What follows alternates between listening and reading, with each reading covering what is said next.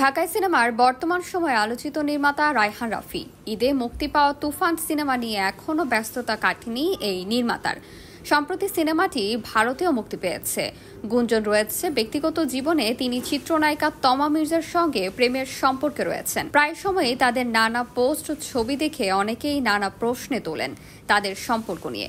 গুঞ্জন রয়েছে তারা বিয়েও করছেন, যদিও এই সম্পর্কের কথা কখনো স্বীকার করেননি এই যুগল। ভারতে একটি গণমাধ্যমে সাক্ষাৎকারে দিয়েছেন রাফি।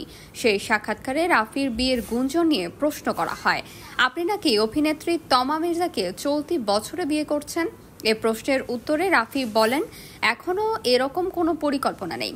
আরও কয়েকটি হিট সিনেমা পরিচালনা করি, তারপর বিয়ে নিয়ে ভাবা যাবে। এদিকে গত কয়েক বছর ধরে প্রেমের গুঞ্জন চলছে পরিচালক রায়হান রাফি ও চিত্রনায়িকা তমা মির্জার। এই গুঞ্জন নিয়ে কেউই সরাসরি মুখ খুললেও কেউ বলছেন উই আর জাস্ট ফ্রেন্ড। এর চেয়ে একটু বেশি অন্যজন বলছেন একই বয়সের হওয়ায় বন্ধুত্ব জমে উঠেছে। রায়হান রাফির পরিচালনায় প্রথমবার তমা মির্জা অভিনয় করেন খাঁচার ভেতর অচিন পাখি ওয়েব ফিল্ম। পরে আবার তাদের দেখা হয় 7 নম্বর ফ্লোর সুড়ঙ্গ সিনেমায়।